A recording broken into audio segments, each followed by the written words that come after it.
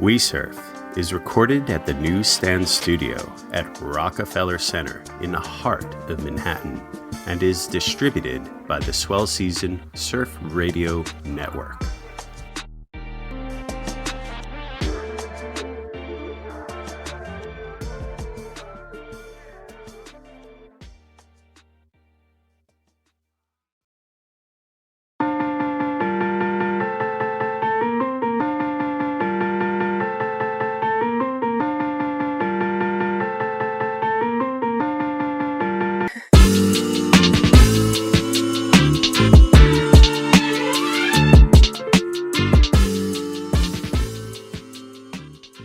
Hi, everyone, and thank you again for joining us for the WeSurf podcast.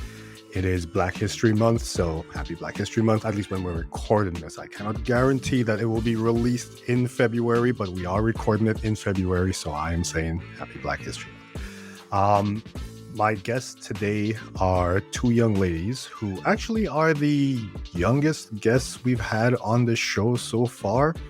I first met them through La Rubea, and very quickly was impressed by them, not just their surfing, but just as people on a whole. Hi, thank you, Kwame, for having us. We're really excited to be here. My name is Mei Ling Lee. I go by May. And my name is Shui Ling Lee, and I go by Shui. Okay, thank you very much, ladies, for introducing yourselves. So just so you know, for those of you who are not watching this, but listening, yes, they are twins, so you may have thought that you heard the same voice twice, and don't feel bad. It took me a little bit of a time to try to be able to decipher whose voice I was hearing at which point. And I will be honest, there was a little time when it took me a while to realize who I was actually speaking to at certain times, because you may have noticed when we first started talking, I never referred to you by name for like the first, I would say, 2 weeks, give or take. I was always just saying yes, but it took me a while, so now I know who I'm speaking with. So those of you who are listening, don't feel bad if you can't tell who's speaking at the time. It takes a little bit getting accustomed to, but once you get to know these ladies, they are as different as night and day. Each person has their own personality, and I'm very thank you so much for joining us. Thank you so much for. So to start off, can you tell us, and our listeners and viewers, tell us a little bit about your background? You can start. Yeah. So we are Jamaican Chinese. We grew up in Jamaica, and we moved to America or New York when we were 2. So ever since we've been living here. Yeah. And should we elaborate more? Please, go ahead. Okay. So we are currently really invested and passionate within the dance industry. We've been dancing ever since we were really, really young and have been pursuing it ever since. As far as for surfing, we also we started when we were about 11, 12.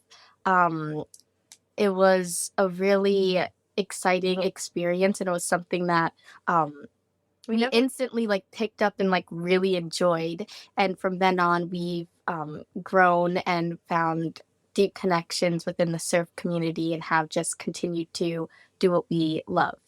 Okay, so You said you started surfing when you were 11? Yeah, 11, around 12. 11, 12. 11, 12. Okay, so, and if you don't mind me asking, how old are you now? Oh, yes. We're 17. Okay. You see what I mean, people? They do that all the time. Okay, yes. So you're 17. So you've been surfing for about 5 years, give or take. Yes. Okay, sorry, go ahead. So I was going to say it doesn't feel like that because I always feel like with surfing, there's so much improvement that can be made. And so as the years go by, you don't really realize how long you've been surfing because you always feel like you can do better, or that's at least how I view it. So even though I've been surfing at least for a while now, I still view myself a little bit as a beginner. Yeah, I just thought I should put that. I agree. No, that's great to know, because I mean, believe it or not, I have been surfing for years, and I still learn things every time I paddle out. And especially when you go to different places and different breaks, Sometimes people say, oh, you need to travel more. You need to go to a different country to surf or a different spot.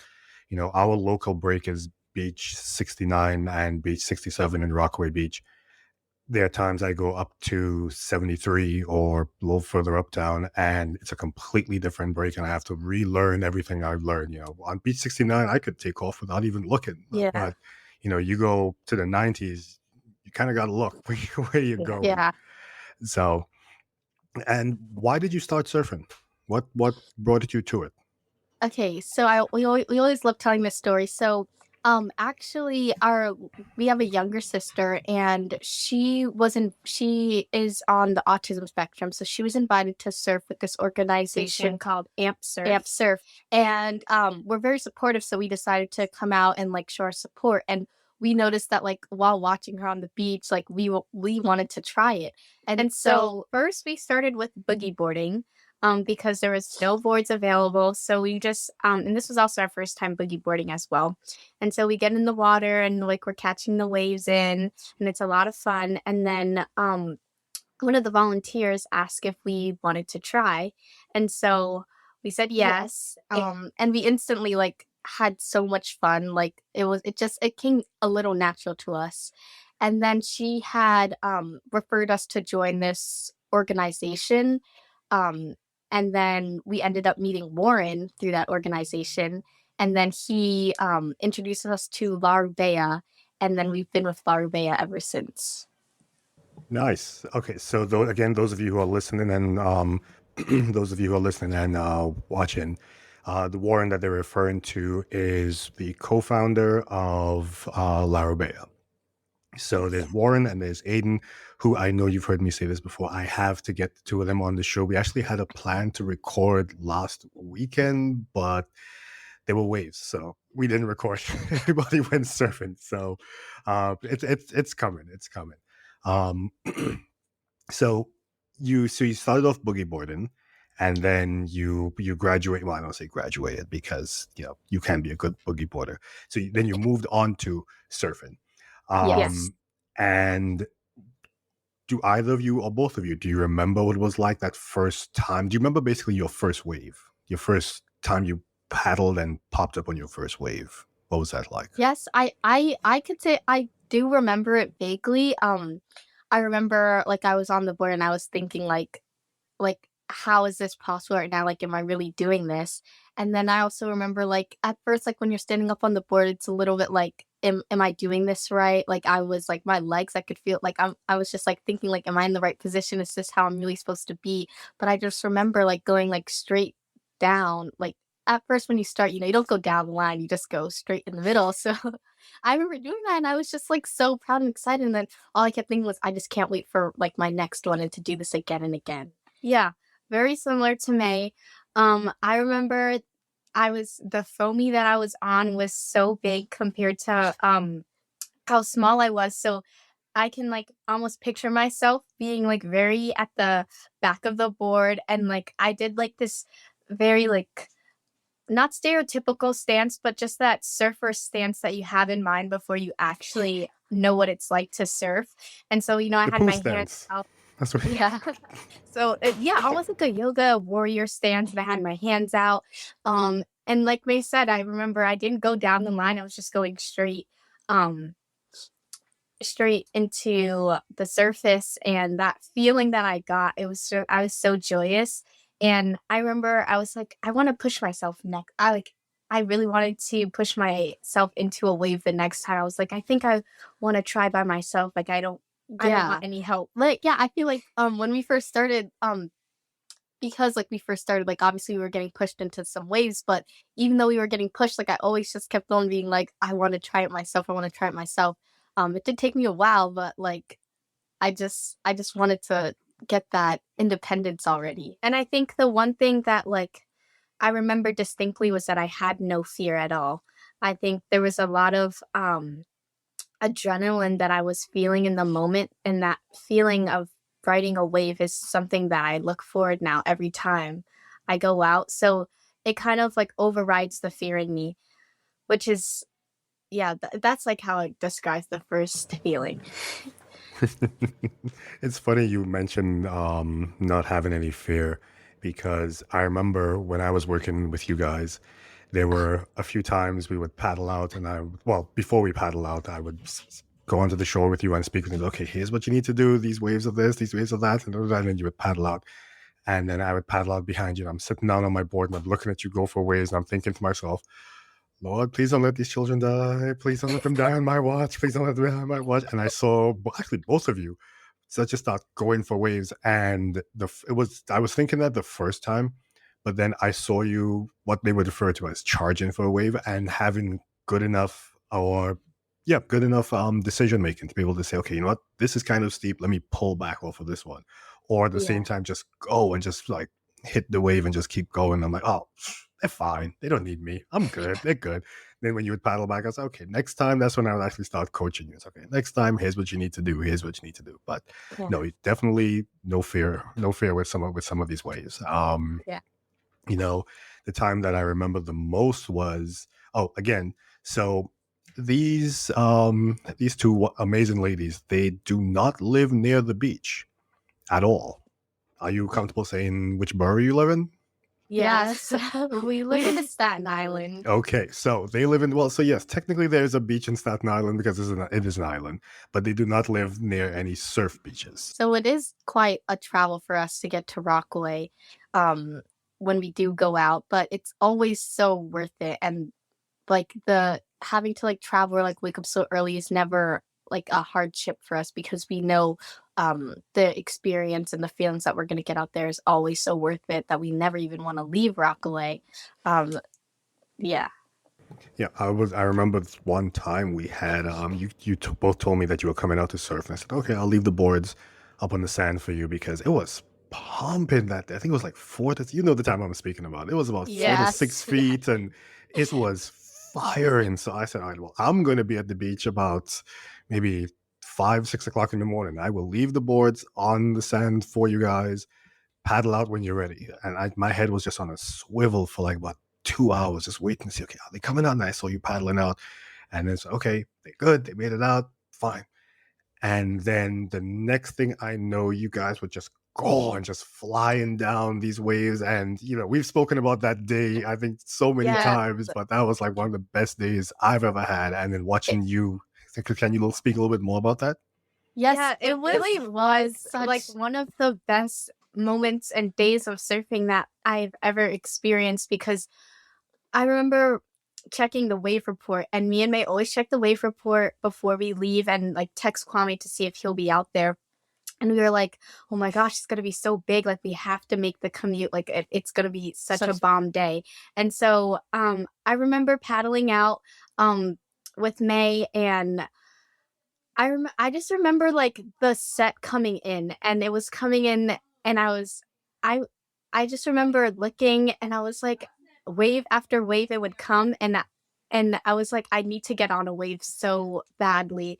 And I remember the first wave I got on, the drop in was so deep, like it was such a steep wave, but the feeling that I was going into the wave and I was just gliding across was such a great moment. And then I would paddle back and I would see May coming for a wave, and I was like, yes, girl, go for that wave.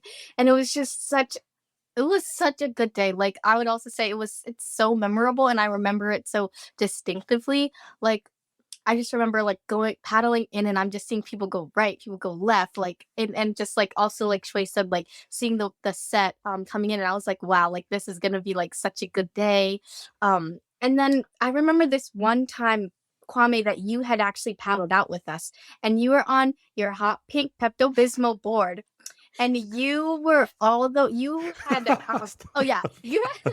had paddle all the way out, and I was like, in my head, I was like, what is Kwame doing? Like, all the waves are like breaking a little bit more in, and then this big wave comes, and I was like, this is what he was waiting for. And I see you are just looking left, looking right, no one's going for it, and then I see you charging, and then you pop up and you just ride it all the way in. And in that moment, I was like, yes, guys, like, I know that guy, like, that's my mentor right there. And then for a second, I was like, maybe I need to start paddling out farther, because that's the waves I want to be on. Yeah, but like that day was crazy. Like I saw people board breaking and I was Yeah. just like, oh, so glad like that's not me. But I was just having so much fun and Yeah. that day was just so amazing. Well, that's the thing, I mean, one of the things which I always tell, whether it be my students or anyone who's sitting on the sand is, anyone, I would never take someone out if I didn't think you could handle it. And I would never suggest you go out if I didn't think you could handle it. Mhm. And that day, yes, it was, like I said, it was about 4 to 6 feet. It was Hurricane Swell. So it did have some power behind it. The forecast said what the forecast was spot on at that point. The swell interval for Rockaway was almost perfect, which is why I knew you guys would be able to get out. But for those of you who are listening who've never surfed Rockaway before, you wouldn't know this, but Rockaway can get very steep. I mean, it's not like pipeline steep, don't get me wrong, but there are some waves that you paddle for, and it's not a mellow, gentle, sloping type of wave where you start paddling for this thing, and if you're on the wrong one, you look down and all you see is sand. So there are it's the some worst. days that can happen. But no, like I said, I would never take somebody out in a day or suggest someone goes out in a day if I know them thinking that they couldn't handle it, and I knew the two of you could handle that wave. And my favorite memory from that day was, I remember I was to the far left, and again, anyone who knows me knows, being goofy-footed and just being me, there's lefts and then there's non-lefts. So hold on one second. I know exactly what Colin's gonna talk about. We can cut that piece out. So going left. So anyone who knows me knows that there's lefts and then there are non-lefts. So I do not like going right. I can go right. I go right all the time, but I just don't like it. So, and as I'm paddling, I popped up and I started going left. And then I saw May on a wave right in front of me. And I slowed myself down on purpose so she can continue to go. And then right after you popped up and started going left, and I saw Shui right in front of you going as well. And I was like, oh my God, yeah. I was like screaming at the top of my lungs. And people in the line must have thought I was insane because they're like, he just got dropped in twice. Why is he so happy? Like, you don't understand. We're sharing waves. Go, go, go, go, go. But no, it definitely was fun. And that was one of my favorite days, and I'm glad that it was one of your favorites as well for this. So next question then is, do you see any similarities, or if it has helped you out at any point, your background in dance and with surfing? Yes, for sure. I think the key thing is balance. Which is why I think it was so easy for us to transition into surfing or get or pick it up quickly, is because in dance you do have to work with shifting your weight a lot, finding your center, and just knowing how to balance on one foot.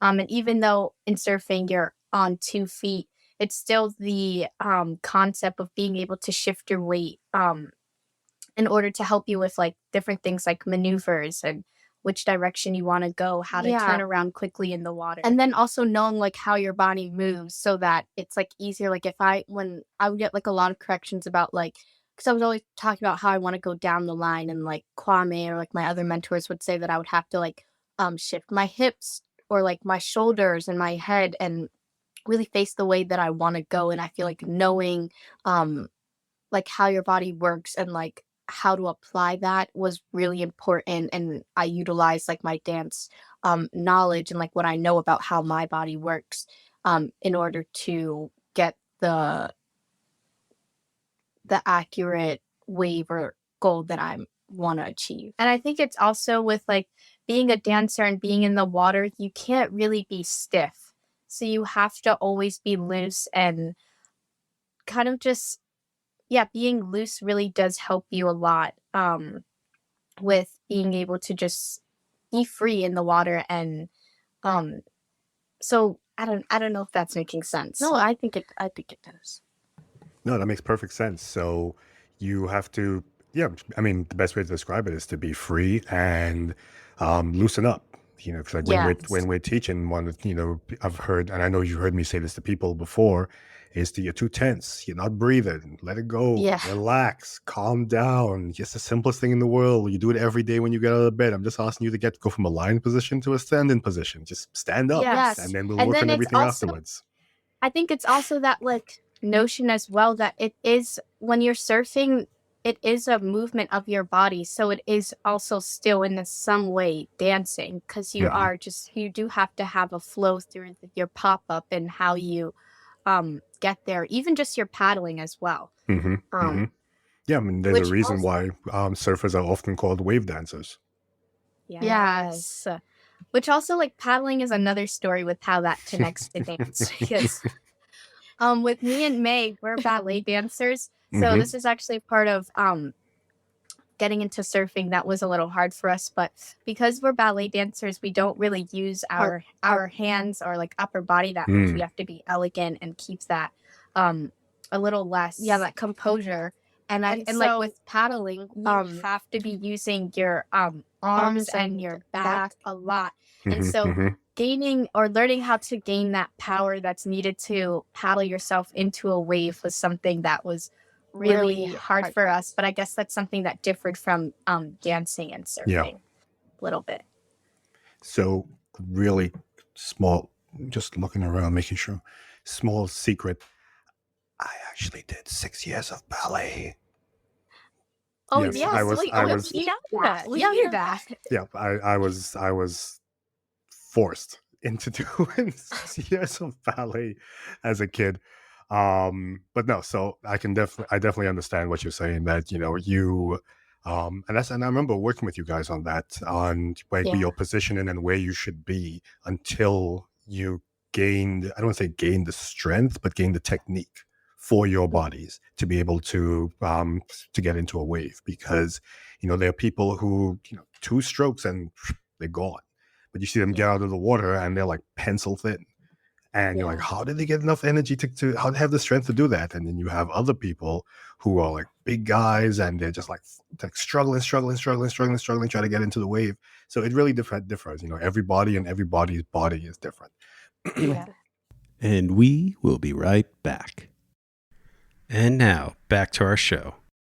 And I think working with the 2 of you specifically, it taught me a lot as well, because there's the preconception or the preconceived notion that when the 2 of you walk up to somebody on the beach with your surfboards, you're like, oh, okay, whether we realize it or not, what pops into our heads, oh, okay, they're twins, so they surf the same way. And and you guys are completely different. Like I said, night and day when it comes to surfing. Each person, each one of you surfs a different way and has a different stance. So it's to the point now where I can tell who is who just by sitting on the sand. I think I actually did that this past summer when I'd broken my elbow and I was watching you guys. And I'm like, okay, who's out there? Who's that? Oh, okay, that's me. Yep, there goes Shui on the board. Okay, good. And somebody said to me, how do you know? I was like, how can you not tell? Look at them. It's completely different. And as a result, now you have 2 different types of boards. Yeah. So can you describe the boards that you have? I have a one-tail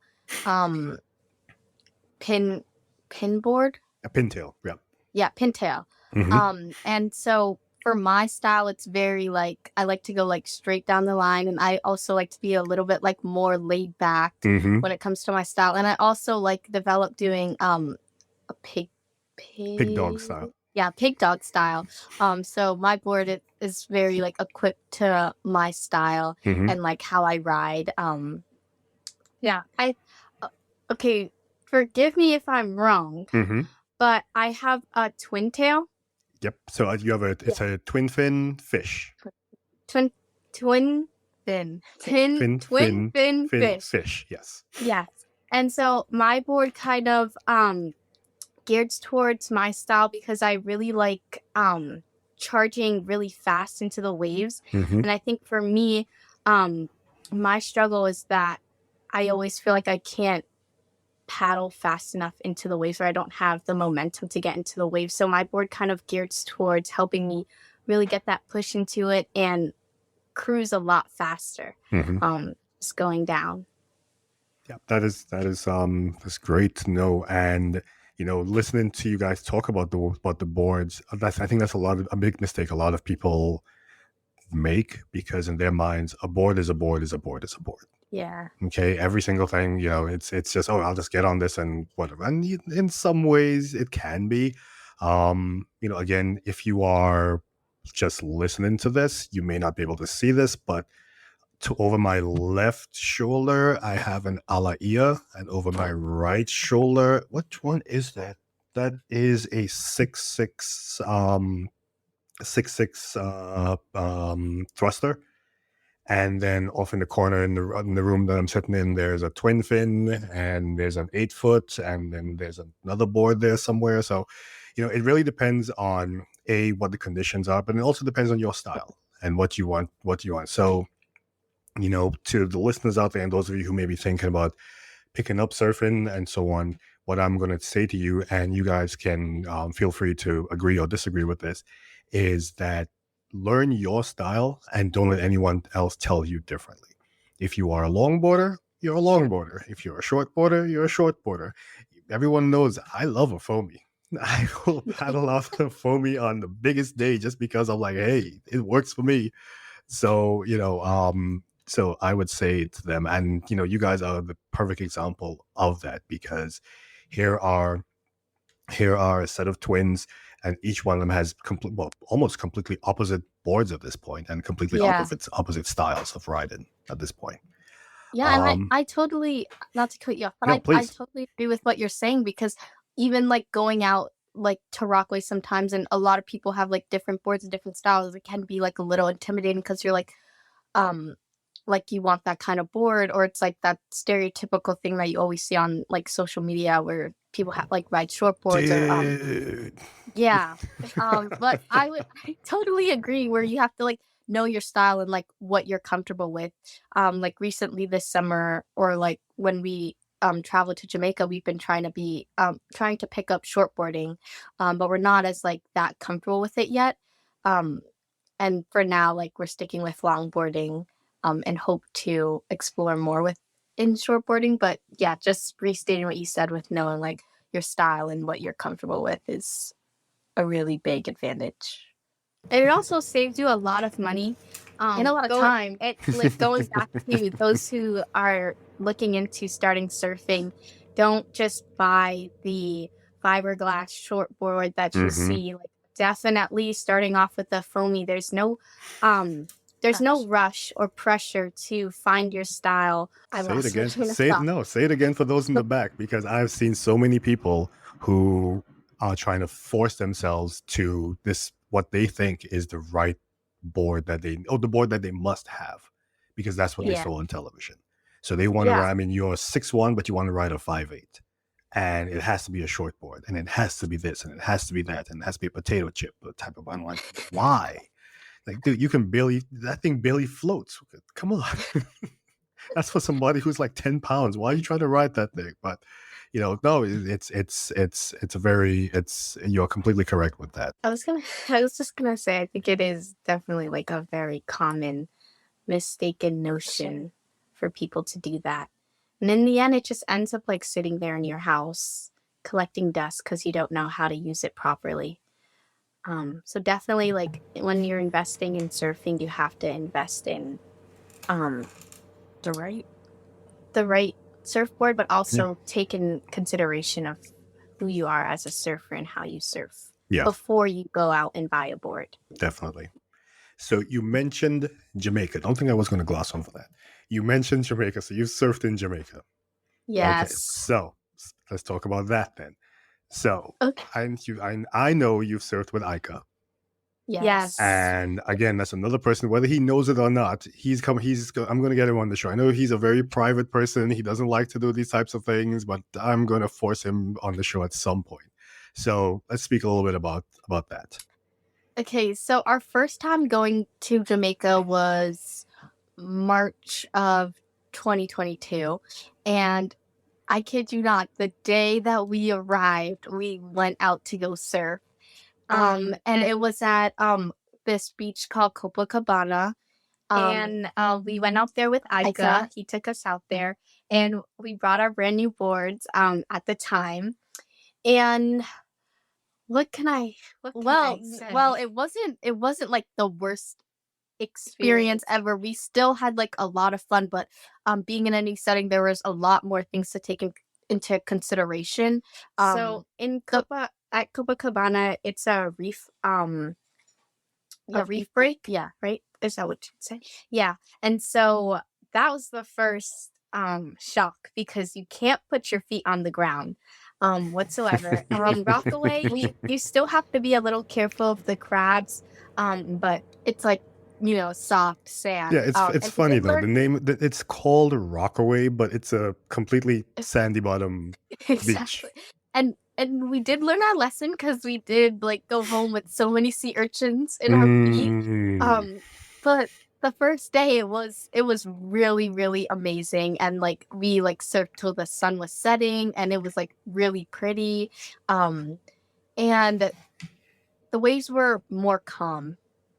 They were, or how I'd describe it is they were very big, but they were still very mellow at Yes. like they were so it still Soft. required you. yes. Yeah. So you still had to try to get ahead of the wave when you paddled because of how mellow it is. But they still were very big. Mhm. And I would just like describe that like first experience. It was just very smooth. Like I remember like on my board and I was like, oh, like this is nice. Like it was just very calm. And so we surfed at Copacabana for quite like some time that we were there, but we also went to Ika also took us to Lighthouse. oh yeah, Lighthouse. Okay. And Different one. and which is another reef break.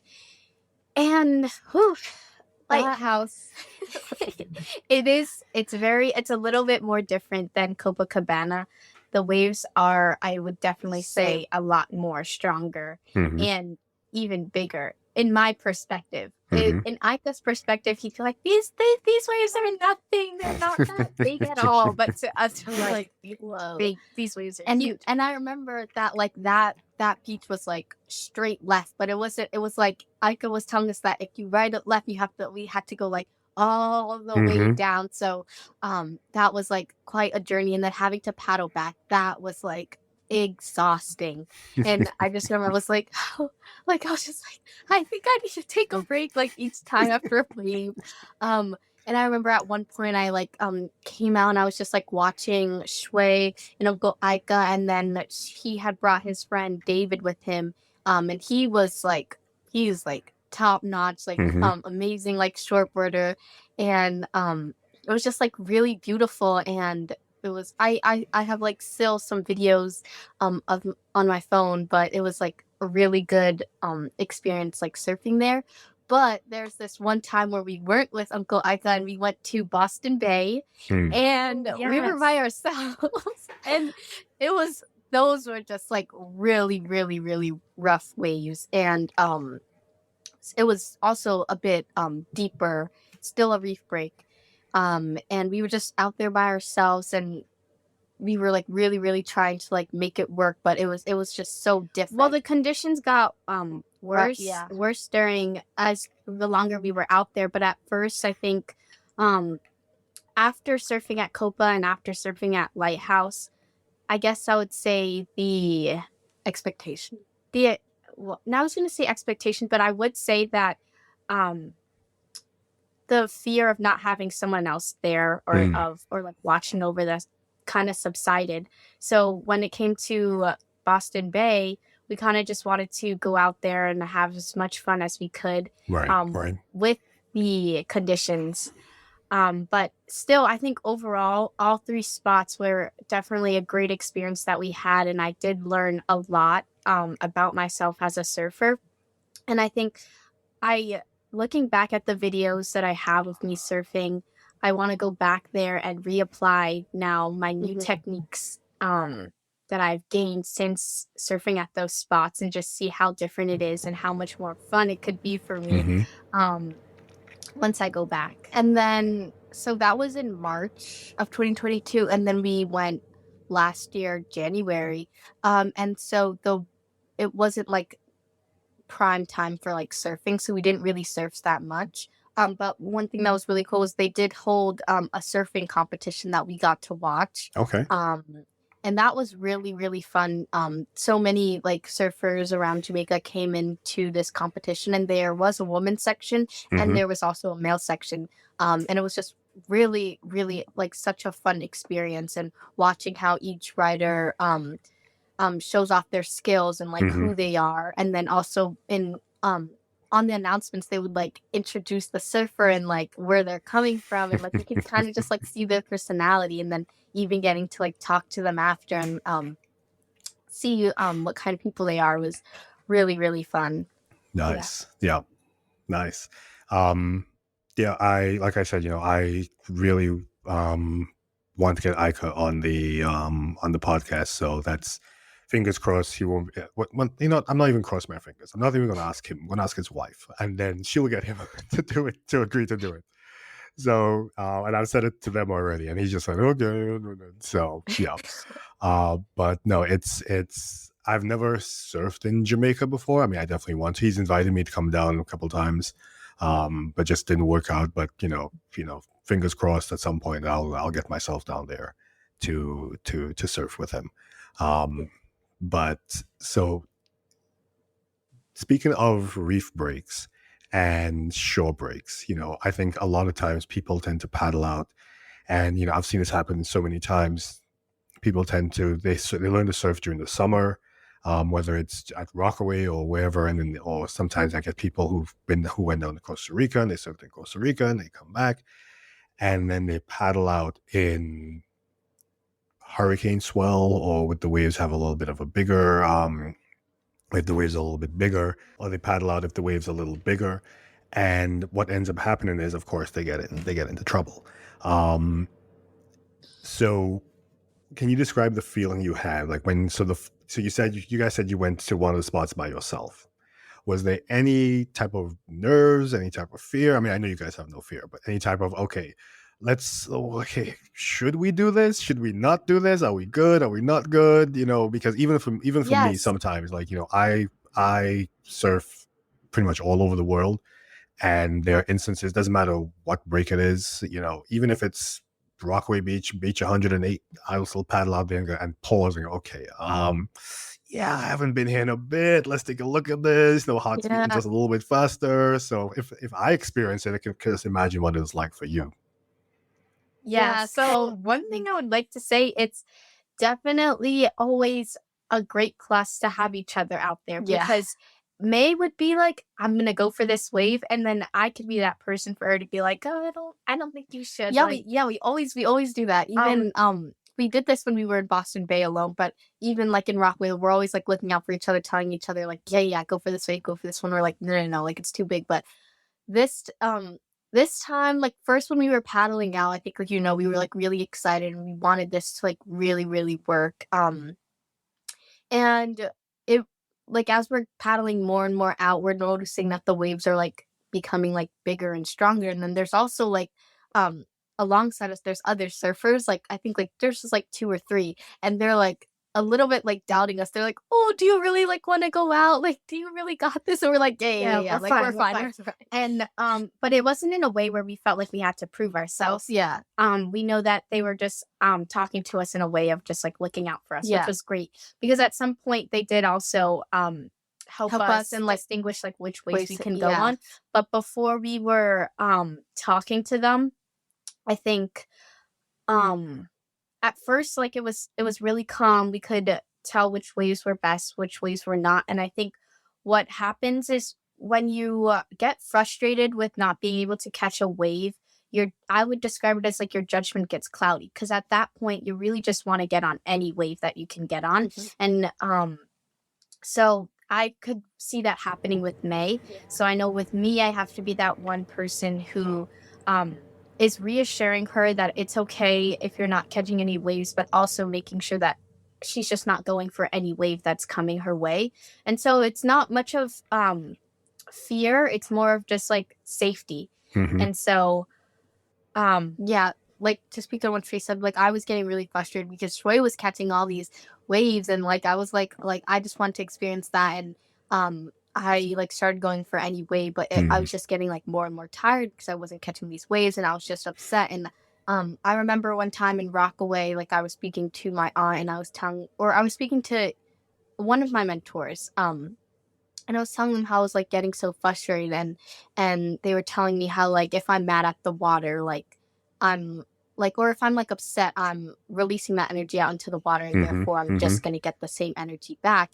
And so that ran through my mind, and I just like thought like I need to calm down and like take a Right. break and reset, which I did end up doing. And then I did go back out there and caught a couple, but it was really like, I guess like too overwhelming for me. I ended up catching like some like whitewater waves, or like little ones closer, yeah, whitewash, or like some closer to the shore. Yeah. Mhm. And I do think though we did kind of like go a little bit off topic on the question. I think No, it was please. more of like you're asking about like more of like the fear of like the height of the waves, or just like No, just in being out there general. by ourselves. Just in general. Oh, You okay, know, yeah. just in Like, general. if I was to connect it to just like how the waves were, I think me and May know when it's time for us to go in. Mhm. And so obviously we don't want to push it too much where it's like we want to we have regret about staying out there too long, even during such bad conditions. So Mhm. there wasn't much fear really when it came to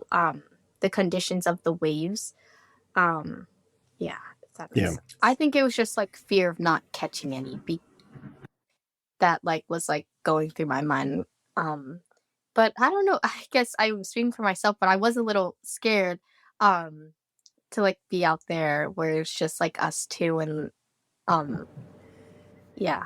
No, and that's fine, because I mean, like I said, you guys have worked with me before, so it's like one of the things which I tell people is like, I love the ocean like it's my mother, but I also fear it like it's my mother.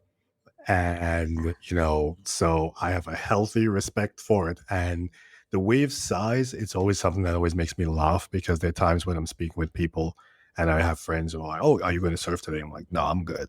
Like, come on, it's just only 2 feet. I'm like, something about it. Yeah, something about it just is not there. I'm good. I'm good. But then another day, 6 to 8 feet out, I'm out. I'm out. Let's go. Let's go. And it's not because I'm looking for that adrenaline. It's that it's just something when it was 2 feet that just did not sit right with me. So it's like, okay, this is not Yeah. this is not going to end well. Because the worst injury I ever had when I was surfing was on a really small day. That's when I broke my foot. And I think what happens is that people see small days and they tend to just relax, and they don't start to think about this. Okay, injuries can happen at that point as well. So they just, lose all focus. And that's when, the injuries happen. Injuries happen the most. So you also spoke about a little bit about the other surfers out there, and they were speaking to you and, like telling you guys, okay, this wave, this wave, this wave. So let's piggyback off of that for a second.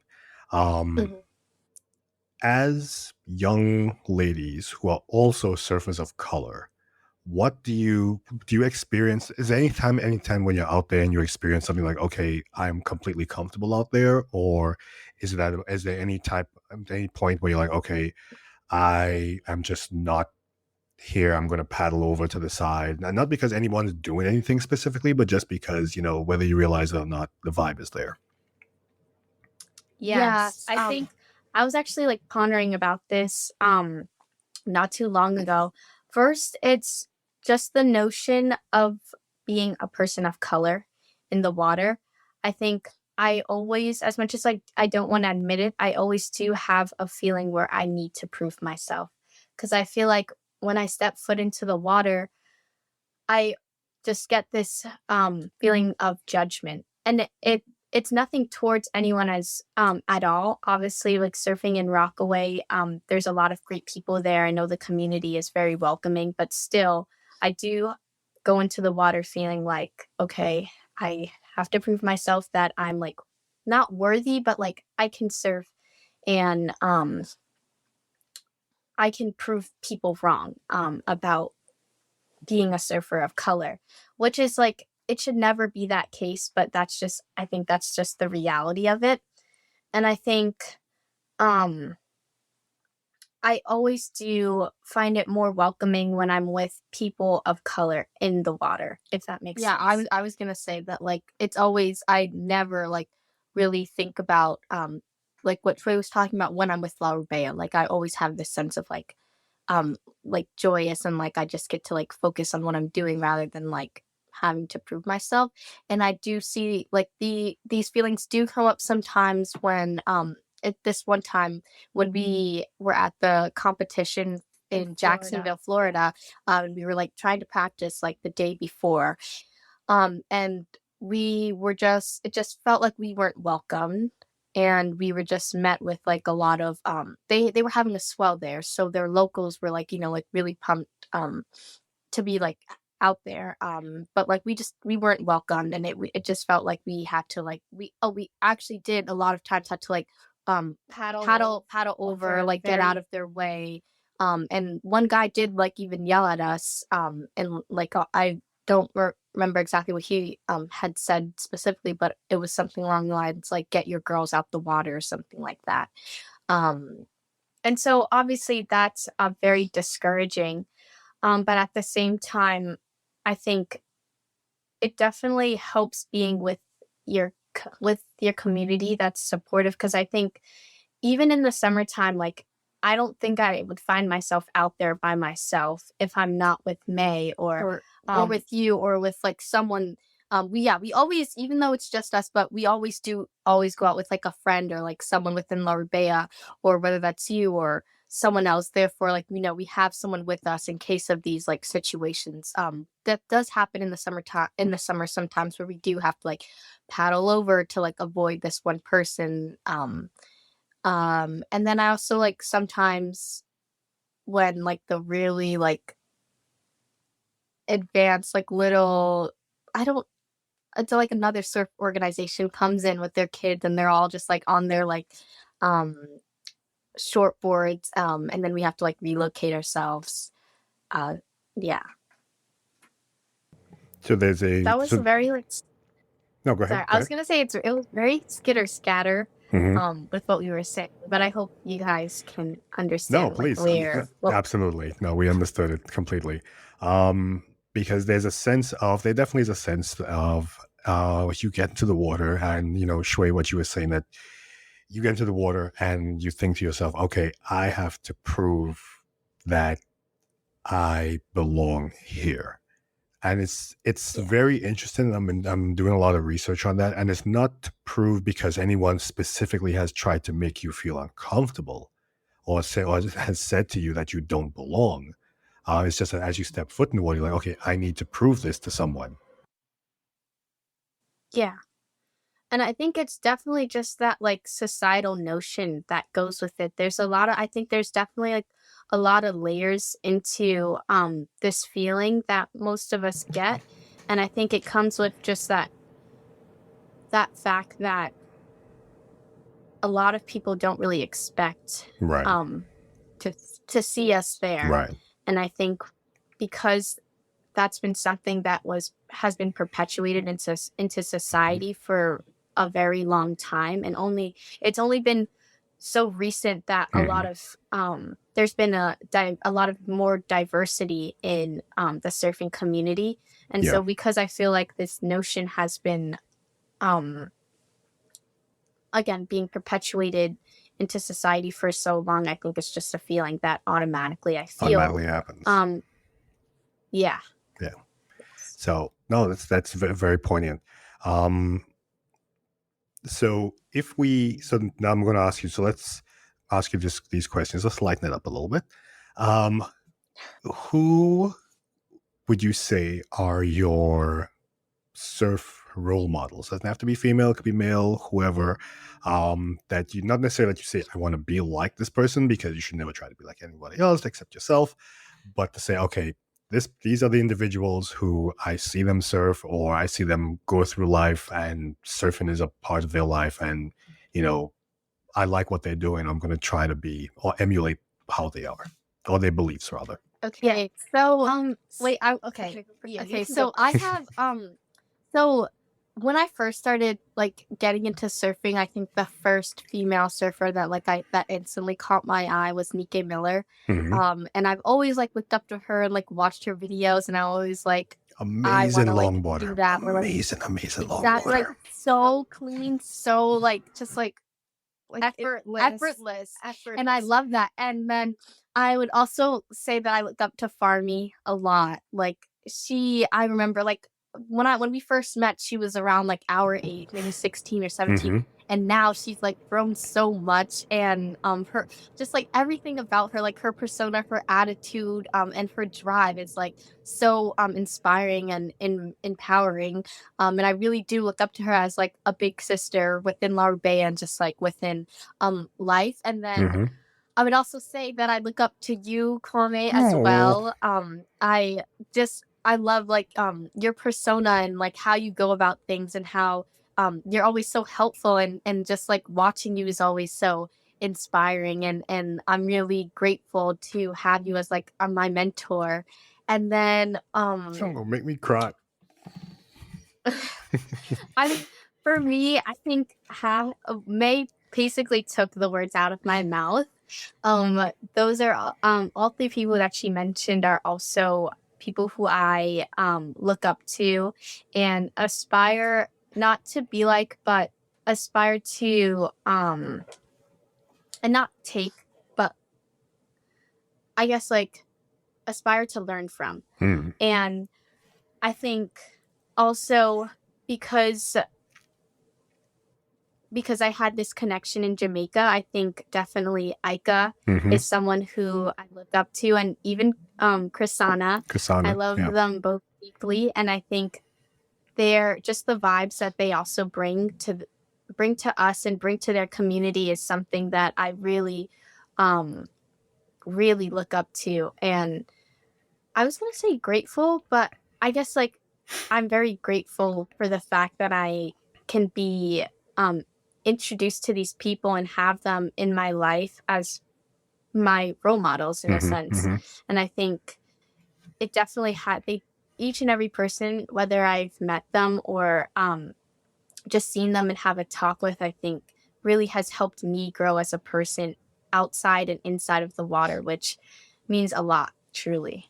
Nice. Thank you. Thank you very much. Yeah, thank you so much. And I can't speak for anyone else on the list, but I can speak for myself, and I can say it really is an honor and a pleasure watching the two of you and knowing the two of you as we do. Because, like I said, I still remember the first day I met you guys. Excuse me. I remember the first day I met you guys when Aiden, one of the co-founders of La Rubea, he came up to me, and I was working with them, and he said, "Oh, the twins said they wanted to meet you." So I'm like, "Who are the twins? What's going on here? What's up?" Because anyone who knows me knows I'm like in one spot, and then I disappear, and I run over to another spot, and I'm back again. I'm back again. I'm back again. So I'm like, I got no time, man. What's going on? Who's happening? Who are these people? What's going on? And the two of you made it a point to come up to me, and you introduced yourself, and you were very, very upfront about it, and you said with no hesitancy, it's like, "I'm May, I'm Shui, we're here with La Rubea, and we want you to teach us." Just like that. And I'm like, well, not like I can say no to that. So okay. So I guess we're gonna do this. But yeah, and I've watched the two of you grow, and watch your surfing grow, and watch you, like I said, we spoke about style a little earlier, and watched each of you develop your own style with surfing, and how and your own personality comes out in your surfing, and watching that. So it's been a very amazing. Well, I've only known you for 3 years, 4 years, somewhere around there. So it's been an amazing set of years. So let me see, time wise. Okay, we're doing great. So I'm going to fire the fast fire questions at you guys, and then if you have any questions for me at the end, then feel free to ask me anything that you like. And it's free for all. You can ask me whatever you want. So first question is, what is your favorite pre-surf meal and post-surf meal? Ooh, okay.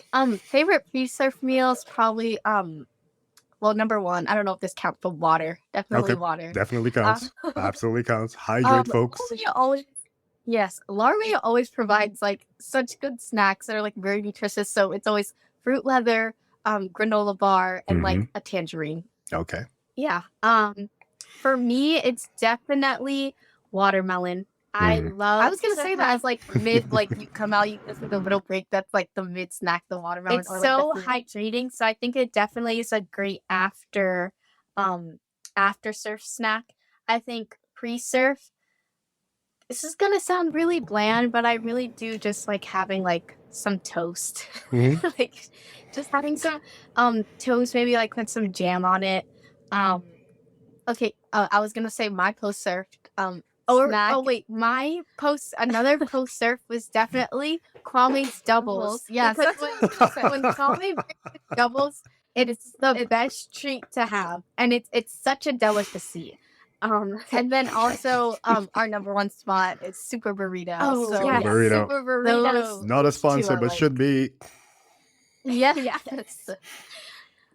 No, that's great. Yeah. No, I mean, there's nothing wrong with the toast because, like I said, I tell I think someone asked us that question at one point, and my favorite pre-surf is I have a mason jar full of water, squeeze half a lemon in it, and that's it. I have a pinch of salt, and that's it, and that's all I have. Yeah. And then I would go and surf for however many hours, and then come back. And when I'm done, that's when I walk into wherever and I'm like, okay, yeah, just give me the left side of the menu and just bring it, Yeah. because that's when That's when you need and I everything. mean, oh, sorry, I didn't mean to cut you off. No, go ahead. But I will say it is also very similar to me and May because we do have to wake up very early in the morning.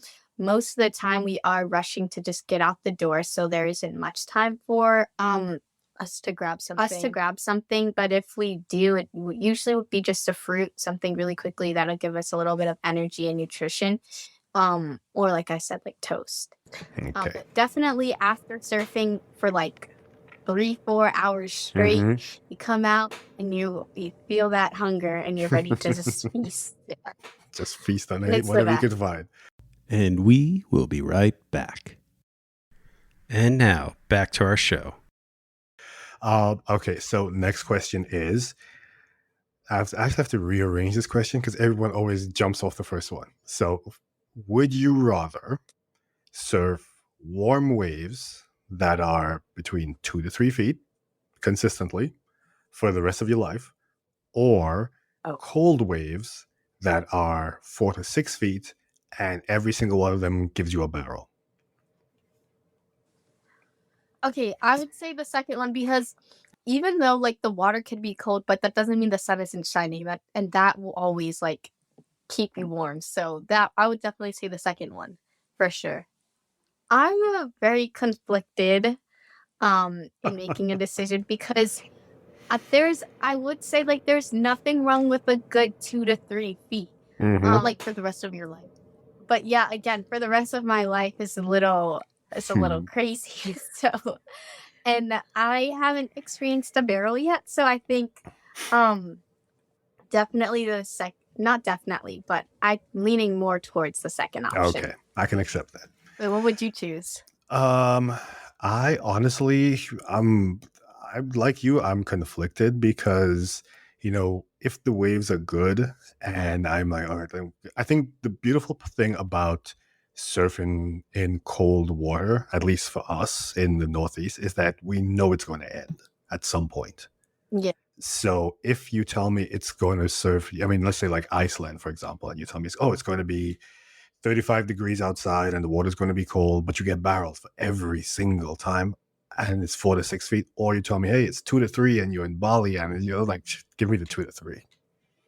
Give me the 2 to 3 every single time. Now you're making me change my mind. Because like I tell people, I'm sorry, I'm not built for this kind of weather. This is not natural. I can survive it for about 4 or 5 months, but I'm not built for this. I'm not built for this because I've had experiences before where I get out of the water and it took me anywhere between half an hour to 45 minutes just to stop shivering. And I'm like, yeah, Kwame, maybe not. that was us when we went winter surfing for the I remember first time. We could not feel our feet. I And we remember were that. in the car like, we couldn't feel anything. I remember that.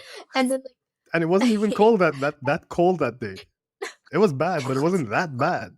I swear, guys, it was really, really cold, and I will always describe it as my feet just felt like I was walking on ice blocks. Like that's exactly what it felt like. I remember this one time Yeah. I was out surfing with a friend of mine and it was really cold. And, I took off my boots. And at that point, I couldn't feel anything on my feet. So I'm walking up and down in the street without wearing any shoes on. And there's snow on the ground. And this woman stops me. And she goes, "Young man, you go put some shoes on right now. What's wrong with you?" And I was like, "Ma'am, I'm going to." But I'm like, at this point, I really can't feel anything. So I'm trying to get some feeling back in my toes before I put my shoes on to understand that my shoes are actually on. So that was what was happening. Yeah. Where do you think would be, what's the next wave or next place that you would like to go to visit to surf? Costa Rica. Costa Rica. Okay. No, hint, Kwame, hint, Costa Rica. Okay. Yeah. That's definitely where I want to surf next within like this year. But just because also you've spoken so much about it, and I'm really just excited to see that to get that experience and just to really just put myself out there in a new environment that's different from Rockaway and different from Jamaica. I really just want to be, I guess, like help with my versatility as a surfer, and I think Costa Rica would be a good the next place. And then this is very like stereotypical, I guess, but Hawaii. Hawaii's the Mecca. Every surfer needs to go to Hawaii at least once. It's just to be able to see some 12 or 15 times, but you need to go at least once to be able to do it. I love going to Hawaii. It's definitely a place that I enjoy going to surf. And then so, go ahead. And then the last place, which is like I would say it's my goal. It's my goal to just be comfortable surfing is California. I think California, I have like a little bit of more fear towards, but I think it's still a place that I want to experience surfing at. And I want to get myself, or like own my skills more and more so that I'll be comfortable being able to go out there and surf. California and Hawaii are very interesting places to surf. Like I've been out there, I've been to both places, and there are just so many spots to surf there. And depending, of course, on which part of California you're in, it's almost like it's nothing against my Californian surfers. I love you guys to death. Just that in comparison to some of the stuff we have happening on the East Coast, you're a little spoiled. Because when we go out to California, I remember one time I went out there with a friend, and we went to this one spot, and he and I were just like, "Oh my God, let's get in the water right now." And the friend of ours who lives in California looks at us and goes, "Oh, it'll give it like about an hour." And we turn and look at him like, "What do you mean give it an hour? Let's go now." There are waves. They're actually a wave out there. He goes, "Yeah, but it'll get better." Like, I'm not waiting. So we just like jumped in the water and charged out. But there's definitely a place that California is another one I think that you guys will definitely benefit from going to visit. So come to the point which is, I'm always a little nervous about this, because do you have any questions that you would like to ask me?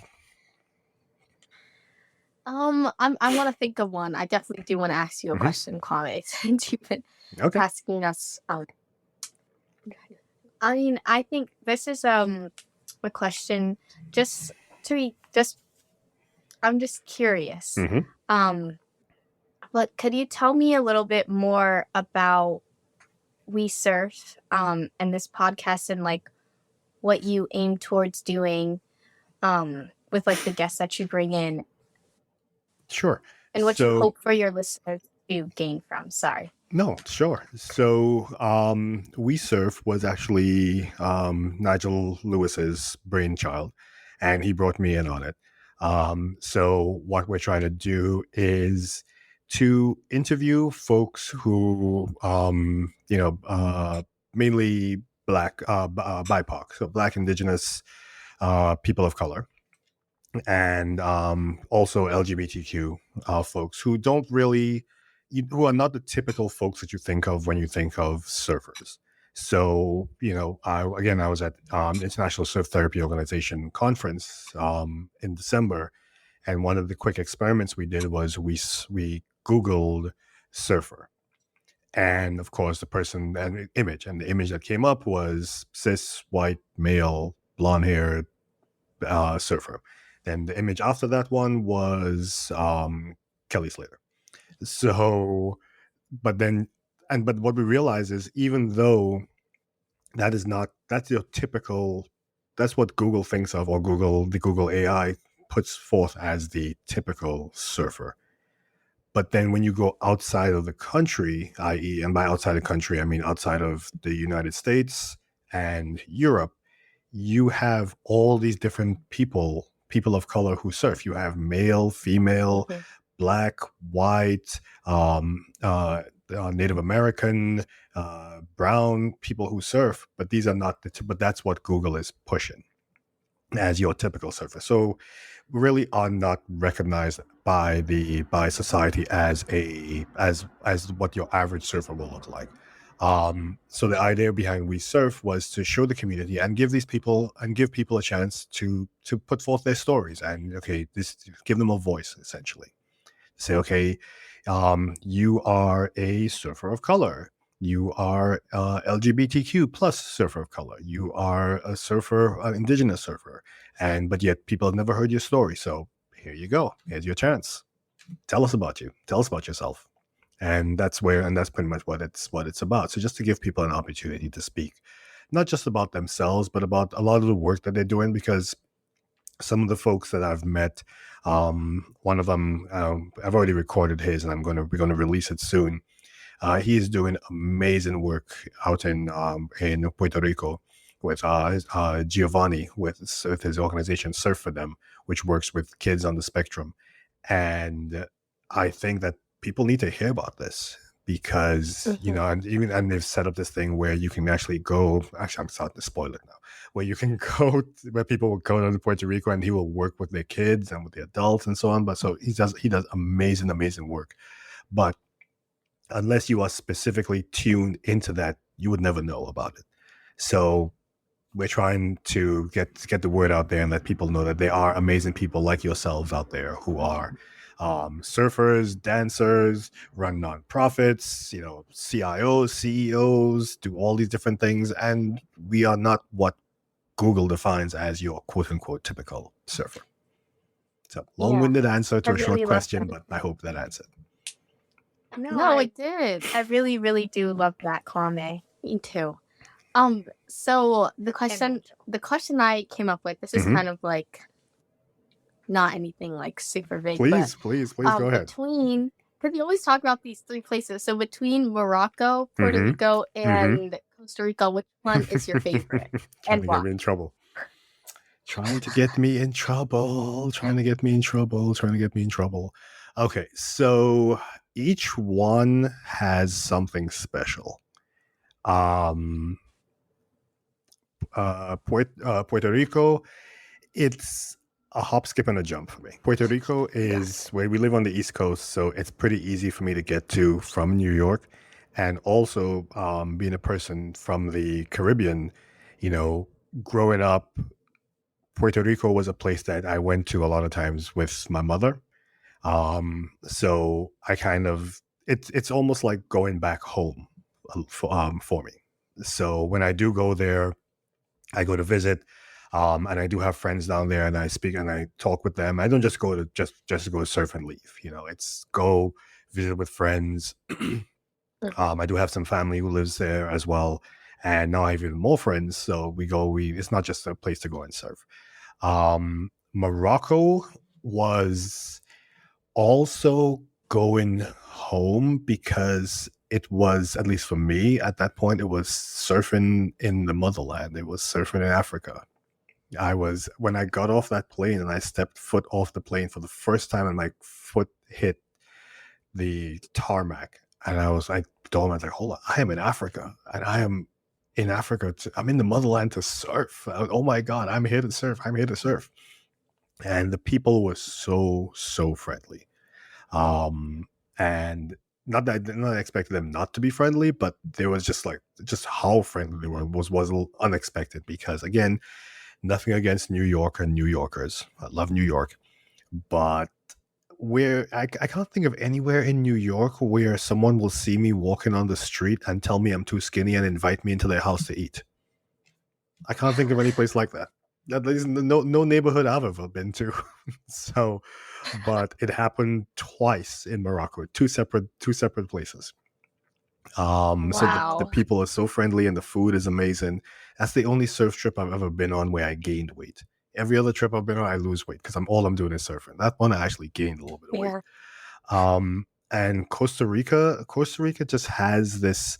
I don't know if you've ever heard them the same for Costa Rica, Pura Vida, and they really do live that Pura Vida, pure life. They really do live like that. It is considered to be a blue zone, and it reminds me again of how I grew up and where I grew up, where we eat clean and we try to be as healthy as possible.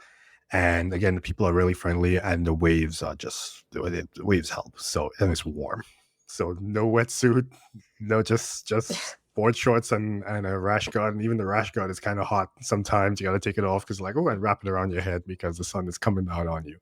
So I do love. So yeah, each one of those places holds a special place in my heart. I can actually add another one to that. Peru, Chicamo, which is the longest left I've ever surfed. So yeah, wow. Okay, I need to go. I need to go back. But yes, so those each one has something different. But my favorite, if you said you have to choose one, I will give you $40 billion if you choose one right now at this very second. Then I would say, oh, okay, look at that, we're out of time. So, no, I can't. Okay, I cannot answer that question. No, that's it's very reasonable. Like if I was in your position, I probably wouldn't be able to answer either. Yeah. And then I think my last question that you also asked us was, where do you hope to surf this year, or like in the future? Like what country? Well, it's for the year, I always try to go someplace that I've been to already and a place that I've never been to. So I am going back to Costa Rica pretty soon, and I will probably get to Puerto Rico at some point again, because I went in January, and I do have to go out to California in September for the conference. So those are the places I've been to as well. I've been to already. I may end up in South Africa, and it's for business, quote unquote. But if I'm going to be there, it's surf business. So I am going to try my best to get into the water and surf there. So I do want to try South Africa, and I have had a hankering for some really strange reason. I want to surf Iceland. I really want to surf Iceland. Yeah, I was just gonna ask if any cold countries you'd be interested in. Yeah, I mean, I've surfed in Alaska before, but I do want to surf Iceland. Alaska? Did you ever get the icicles on your hair? No. Once it started getting that cold, but yeah, so those, but the definite is PR, CR, and California. Those are the ones I will be visiting, and I will. But so I will keep you updated as quickly as I can, as much as I can. Yes. Okay. Please do. Any other questions? No. Okay. No. So, ladies, thank you again so much for joining and speaking with me. I really, really, really, really appreciate it. I recognize it was a little bit of a short notice, but I appreciate you working with us. And I know you have a busy schedule because you are like these amazing dancers and doing your thing. And so thank you so much. I really appreciate it. Thank you so much for having us. My pleasure. I really enjoyed being on this podcast and getting the opportunity to talk with you and catch up and telling our story. Like you said, it's a really good experience and something that I really enjoyed. And I just also want to thank you again personally, Kwame, for everything that you have provided us and like helped guide us within our journey within surfing. And there's not a day when when I'm out in the water that like your voice is not running through my mind. And I'm really grateful for you being my mentor. As long and as I'm not helping doing us. the talking through my teeth thing, because I recognize I mean, you know this too. Whenever I'm a little upset, we're like, "What are you doing? Stop it, stop it." So, Yeah. no, it was Yes, my pleasure. Very similar to what May said. I really appreciate the opportunity, Kwame, and just everything that you bring forth to me surfing and just my life in general. I think what you're doing is truly amazing, and I love that I got the opportunity to come on here and speak today to tell my story and also just like continue to be a Black representation for other Black female surfers who are listening out there. It's truly, truly inspiring what you're doing. And again, like May said, I'm really grateful to have you as my mentor. Thank you. I really appreciate that. And I'm going to close with this. And say, what advice would you give to any person like you, young, Black, female, who are thinking about coming out to surf? What advice would you give them? Okay, so two things that ran through my mind. The first one is always have fun and have confidence, but that also plays along to the second one where like find your community and like a safe space for you and people who will be very uplifting and supportive and help you and guide you. And then also do your research and background knowledge before you start. And yeah, and just have fun and enjoy the moment, live in the moment. Yeah, adding on to what May said, I think really just going for it. I think not letting the notions of society be perpetuated onto you and let fear kind of like override and take you away from experiencing surfing, because I think everyone at some point should get the experience of riding a wave and being in the water. And I think there's so much fear out there of like just that has just been built up for generations of people of color being in the water. And I think I can definitely see how it affects a lot of people of color and not especially females, but if I'm speaking to females in general, I think really just getting yourself out there. And I think the more people of color and females of color who get out there, the more there's a lot of Black representation in the water. So it's like you're also doing a lot for your community by being out there and by going out there. So really just go for it. And at the end of the day, you'll find so much enjoyment in surfing and the not reward, but what you give back in return. What you get back and give back in return. Yeah, me and Sway are like the biggest advocates for like surfing, and we always like tell our friends to like always come out like and we promise you it's worth it. So yeah, just what Trey said, like really go for it. Like you'll find it that it's worth it. Nice. Words of wisdom beyond your years, words of wisdom from true wave dancers, because you are dancers and you are wave riders, so you are true wave riders. Mahalo. Thank you so much, ladies, for joining us. Thank you so much, Kwame. Thank you for everyone who's listening and watching. Hope to see you out there soon. You.